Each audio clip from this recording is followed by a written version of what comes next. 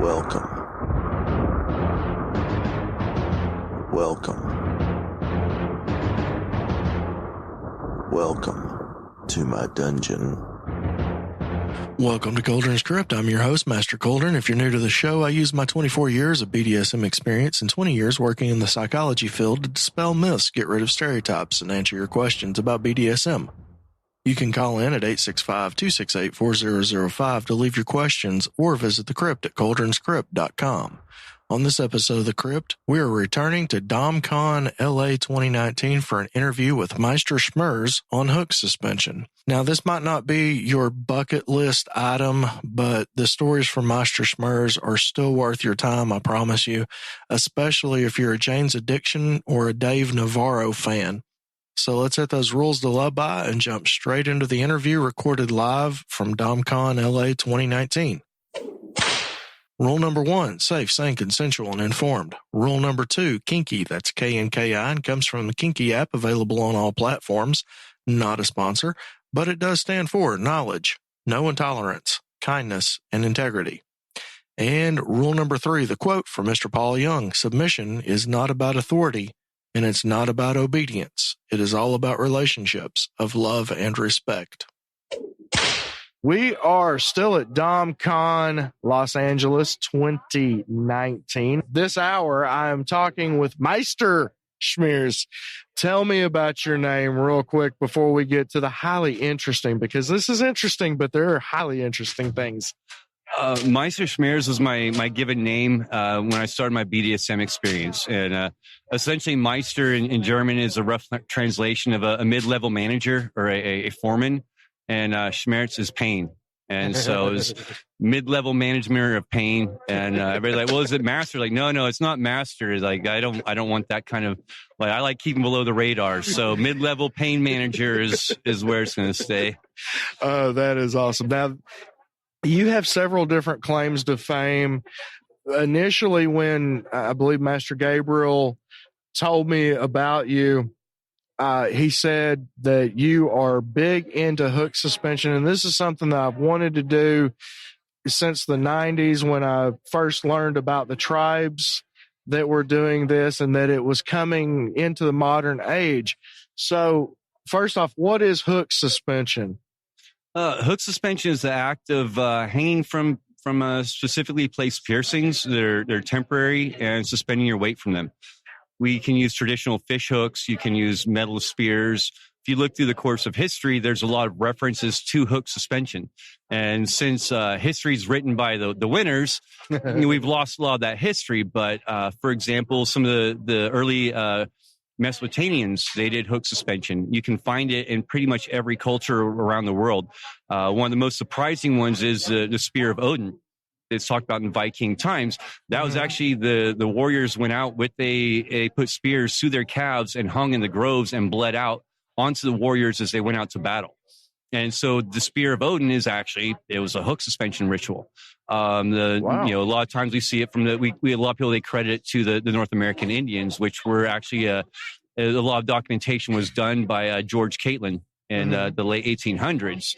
And that's how we know a lot about what was going on here. But if you look in Egypt and the Middle East, they do ball dancing and they do hook pulls. And, a lot of things, the vegetarian festivals in Southeast Asia and Africa, there's something about the power of the hook that's everywhere. Again, this is something that I've wanted to do literally for decades. So how did you get into it personally? It's a weird little story. It kind of started when I was like 7 or 8. Actually, I saw A Man Called Horse, up late, watching TV when I shouldn't. And I saw the movie, and it was something that it stuck with me.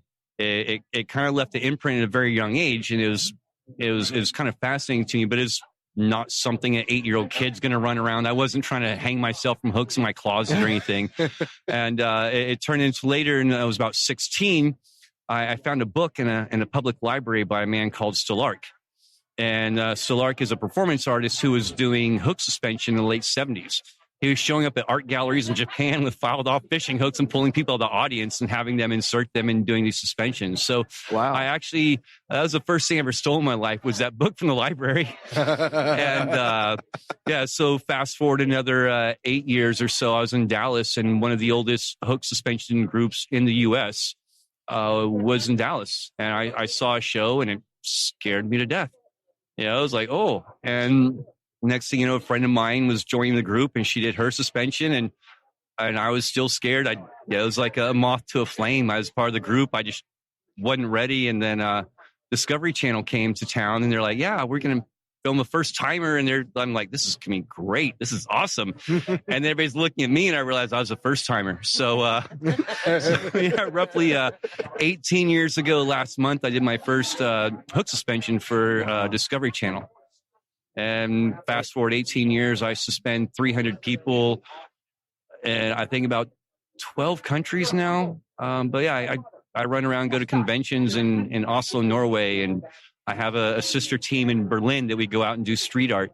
We suspend people in subway stations, and we suspended them on subway cars before, and in these big German monuments. And so we go out with photographers, and it's a pop-up art displays. And so the 18 years later, I'm still doing it and training other people and going to conventions to teach them, and working with the organizations to help write standards, and working with the governmental organizations and health departments, and the BDSM industry. We do a lot of facilitations for the BDSM community, and it's just kind of sprung into something a little overwhelming.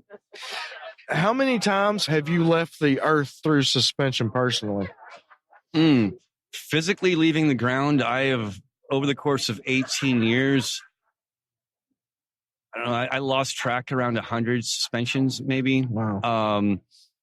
As of like 10 years ago, I was suspending probably 2 to 3 times a month doing performances, and now I'm 44 years old. And my body's just not quite up to that. And I train performers, so we go out and our team does events, and they're sort of public, so you have an opportunity to come do this. And a lot of times I'll suspend someone, and I'll just watch them go up, and they'll be they'll have a special skill. They're a yoga instructor, a dancer. They do something, and sometimes you get the people on the hooks. They go up for the first time, and you see it in their eyes, and you watch them do a ballet on hooks, and it's like, okay, you're going to come back.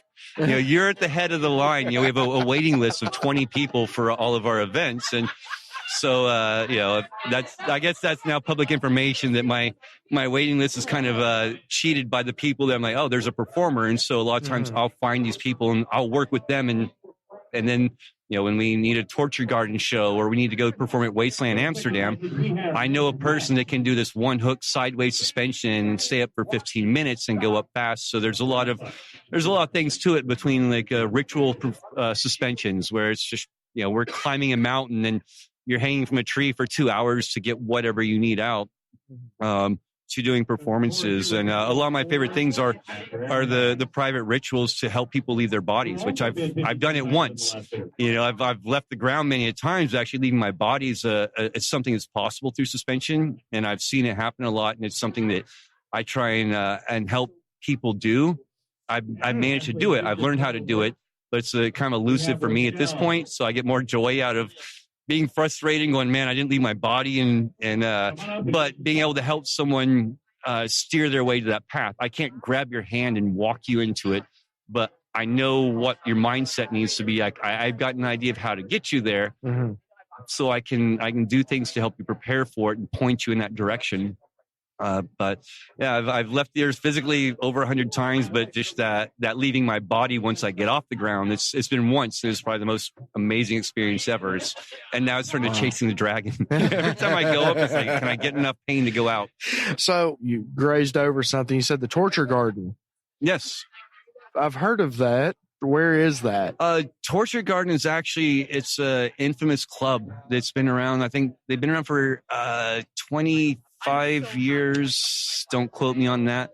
But it's a big party, and I believe it started out in London, and so they have it's almost like a weekly event there. They've got that party there, and then they do it in Tokyo. I got to perform at the one in Paris when they had the first one there, but it's a big traveling, now it's an international event for kink and BDSM, and the Torture Garden has always been, they've set the level for a BDSM party. And so we're happy to be working with them this September for the second Torture Garden LA. So this will be the first time they've been back since, I think, 2002, which Alan Faulkner was doing the suspensions at. So we are 17 years later bringing it back, and we're still going to have hooks for Torture Garden. Nice. And you said that's in September? Yes. And I'm sure that there's torturegarden.com or something of that nature that you There is. Okay.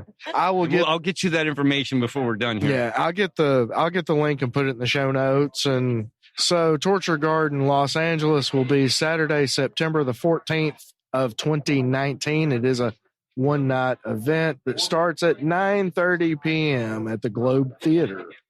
All right, so continuing in this journey of suspension and body modification, you have some really amazing tattoos as well.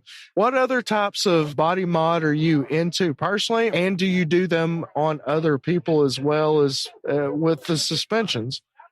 Body mod is kind of it is interesting. I have 1 foot in the body mod world and 1 foot in the BDSM world. And I've covered in tattoos. I've gone and done hand poking, and my next trip is to get a Sakyant tattoo in Southeast Asia. So and I actually have a priest who dropped out of being a priest and went to tattoo school, and so he's actually like all my friends go to him. So I've got a clean tattoo artist as a priest out there.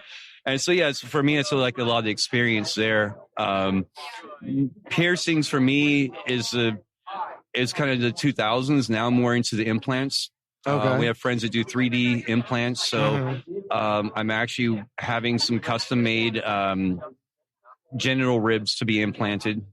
Woo. So, so a custom made rib cage to go along with the implants heal in 2 weeks, whereas the piercings can be 6 months for a good healing.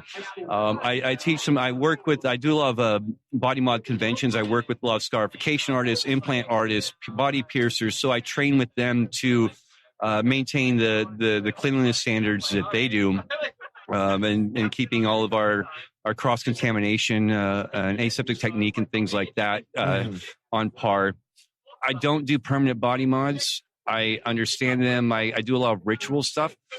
So we'll do temporary piercings, temporary-ish scarification, things like that. The main thing is if I've got someone that a lot of it's talking to them, what's the experience? So try and find out what their end goal is. And for the most part, if somebody wants to do, say, they want to do a lot of heavy genital mods, they want it to be a ritualized thing, I will go get one of the best body mod artists in the business who's in my Rolodex, be like, hey, I've got some friends and I understand that we're not going to do it up to standards, but I want it done properly. They're going to go do it anyway. So if I can be the go-between, I'll coordinate them coming in to do things. So most people don't think that you could just go see a body modification artist and they're going to be okay with ritual and BDSM things, but what you don't realize is most body modification artists are ritualistic practitioners, so they're okay with it. But so a lot of my thing has been teaching classes on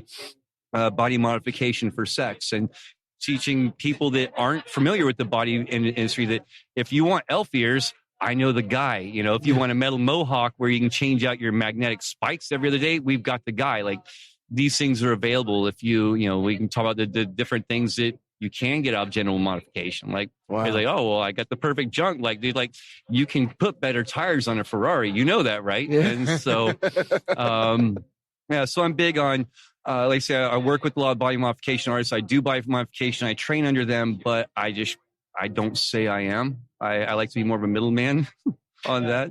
Did you vipergate your own tongue? No, that was done by someone else. That was done by the Von Cyborgs out of Spain.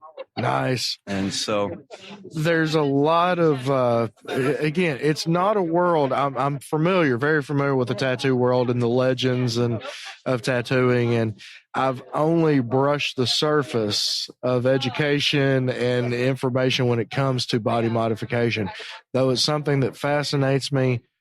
My issue started when I watched a man vipergate his penis, And it's been very rough for me to view anything like that, even though if it's a surgery in a hospital, because I worked medical for quite a while, I don't have an issue there. But yeah, so it's running into these things. And I say that to ask the question, is there anything that kind of gets to you in that way as far as witnessing something? Every now and then I've seen some things where I'm just like, ooh. Usually the scariest things I've seen are people that are doing things in a very dirty fashion. Mm-hmm. It's just like usually the cleanliness is what gets me on most things. But it's like, man, have you ever heard of MRSA or VRE? Exactly. Yeah, it's like you're not using gloves. Like, we're missing some basic things here. Yeah. I think the thing that I've seen that was probably the most that kind of stuck with me was there's a guy he'd had metal implants. He had a metal mohawk, and so with those are single point implants. So they actually the skull actually grows to these little bases that you screw the spikes for your mohawk into. Yeah. So the guy I believe he got in a motorcycle accident or something, and he tweaked a bunch of these. So the artist that he didn't have the artist that put them in, remove them. He had another guy do it. Oh, no. And I think the hospital, actually, a surgeon did a couple of them, but it left him with the most horrific scarring you had ever seen down his skull. And so I watched a body modification artist. I will not name their names, but the guy does work that rivals plastic surgeons. But I watched him cut from the front of his hairline to the back of his skull, remove about 3/4 of an inch strip all the way down, so it's full on, cut the strip out, elevate all the skin, pull it back together, suture it.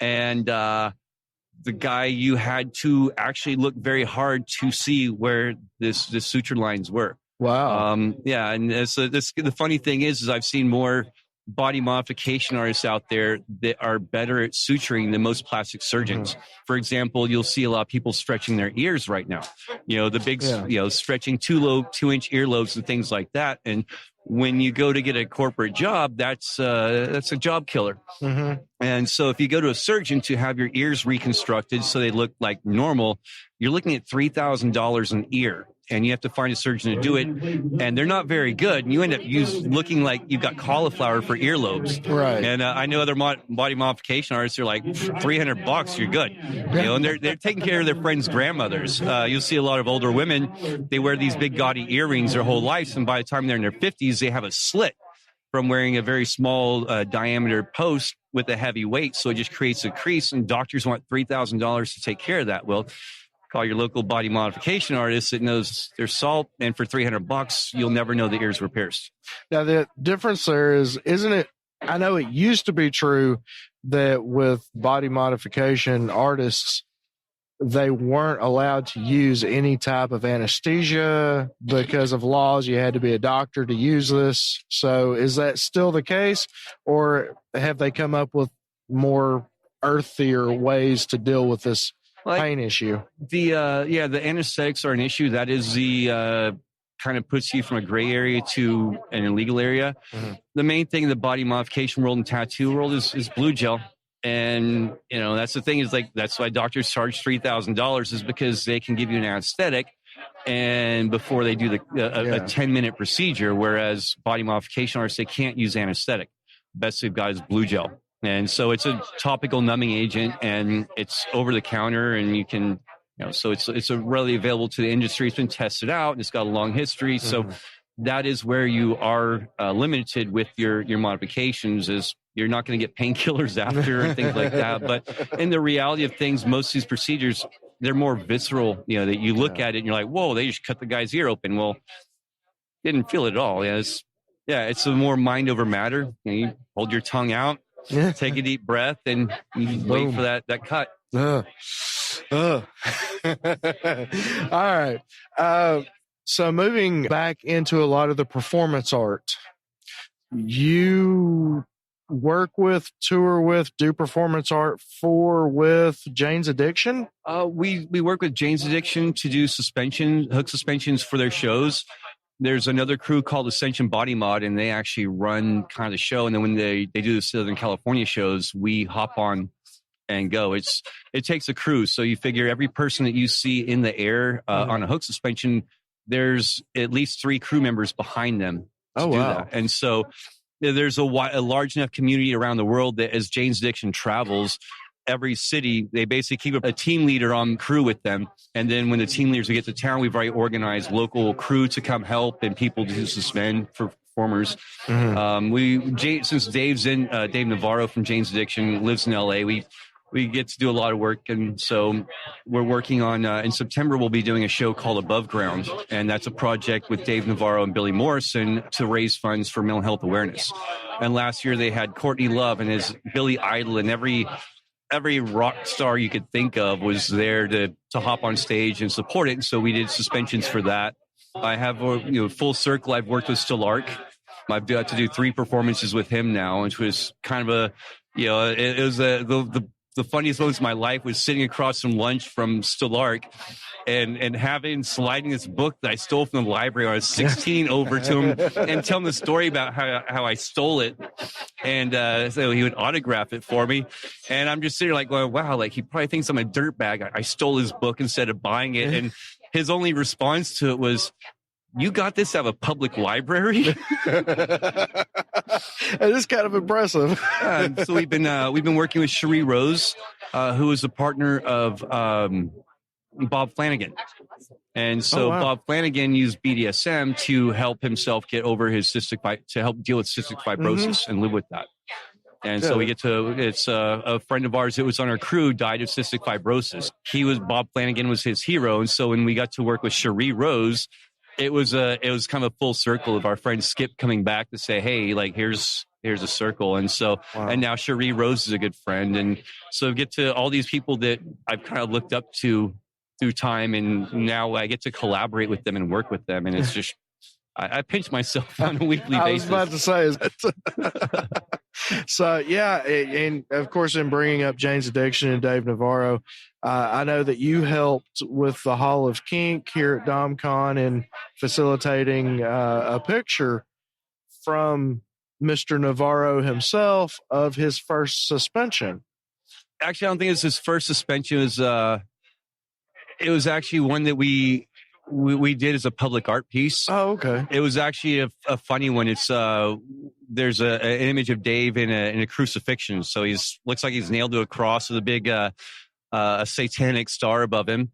But it was actually funny because with my team, Embrace Chaos, one of our big things is doing these public guerrilla displays. And so we go into downtown LA and we hang people in broad daylight in public and we shoot it. And so there's a lot of imagery to it. So it's a book we're working on. And I'd actually been scoping out I just scouted a new location. Like, I want to suspend here. There's this art piece under a freeway that nobody knows about. I'm going to use it. And as I'm walking back home from that spot, Dave calls me. He's like, hey man, I want to hang.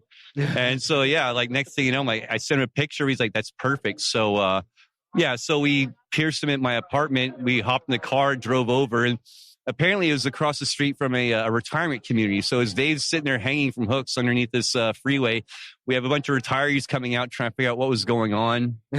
And but yeah, the image is actually, it's become one of our favorite images, and it's actually hanging in Dave's house now underneath a Banksy. So when you go to Dave's house, there's a Banksy, and then that image, it's kind of like, whoa, like how did we did good, didn't we? And so yeah, every time Dave's like, hey, Kay, somebody's asking for a suspension picture, he's like, you know which one to send. Nice. And so now it's like a T-shirt on a skateboard, and every time Dave wants a picture, he's like, I want to use that for this. And oh, that's awesome. Wow, you have certainly led a very fascinating and interesting life, and the stories that you have, I'm so grateful. What is one piece of advice, and this is a canned question, but I'm asking everybody, what is one piece of advice that you would go back in time and give yourself when you were discovering that this is part of who you are? Oh, that is a very hard canned question. That's a good one. I think that the the best advice I could give myself was don't be in a hurry. I think being patient, and when you're searching for something, you just open your eyes. It's going to find you, and trying to force things is when you're going to get in trouble. That's amazing advice, and some that I really need to listen to for the past, 6-8 months. Yeah, if I'd gone back and told 16-year-old Shmerz, like, hey, man, slow down, take it easy, he'd be like, hey, old man, like, chill. I wouldn't have listened to advice anyway. So. Yeah, I'm sure you were pretty rebellious, as evidenced by stealing books out of the library. Oh, all right. Well, Meister Schmerz, thank you so very much for bestowing your knowledge and information on us. It has been an honor and pleasure. And is there a website, a link, anything that you want people to come to visit you? You can come see some of the infamous things we've done at embracechaos.com. Embracechaos.com. A link to that will be in the show notes. You can find that at cauldronscrypt.com or by swiping left, right, up, or down in your podcatcher and tap directly on the link. So that's going to wrap us up. Again, thank you so very much. True pleasure. Thanks for having me. Show notes for this and every episode can be found at cauldronscrypt.com. If you're getting any value out of the Krypt, please consider clicking on the Patreon link in your podcatcher, and you can become one of our show producers like Pro Producer, Lily Chaos, Executive Producers, Jeremiah, Arcane DGR, and Violet Aurelia, Feline Rouge, Baby Love 2269, and Faisal. Senior producers, Matt, Roxy Bear, who just upped hers from being a producer to a senior producer. Thank you, Roxy Bear. Emerald Wolf, JK, Sort Out the Kinks, Delilah, Sir Mutual Respect, and Master Gabriel. Producers, Kane Sin, That Place in Oklahoma City, Olive Eyes, Zine, and Alexandria. Junior producers, K2SO, Buffalo Dom 84, Lay Sumi, Haley, and Morgan. Again, if you'd like to become one of our show producers, go to the website, cauldronscrypt.com/support to get that information. Would also like to thank BDSMcontracts.org for their donation of their beautiful 25-page soft and hardbound MS and DS contracts. Use the coupon code Cauldron20, that's KULDRIN20 for a 20% discount on all purchases. And I'm also going to be partnering with them to make several online courses. Daycollars.com is a place for your personalized handmade collars, leashes, cuffs, and belts. Whippingstripes.com, my personal maker of all things leather and paracord impact toys. None of these are sponsors. These are just companies that I know, like, trust, and use. Next time on the Krypt, I do have another interview from DomCon LA 2019, this time with Hudsie Hawn, a very famous dominatrix and just an amazing person. She has a lot to talk about, a lot to tell that's very important to what we do. So don't miss out on that. Subscribe in your podcatcher. It is free. That way you'll never miss an episode. All of my contact information is in the show notes. Thank you so very much for listening. This has been Master Cauldron and Meister Schmerz for cauldronscrypt.com. Unearth the truth.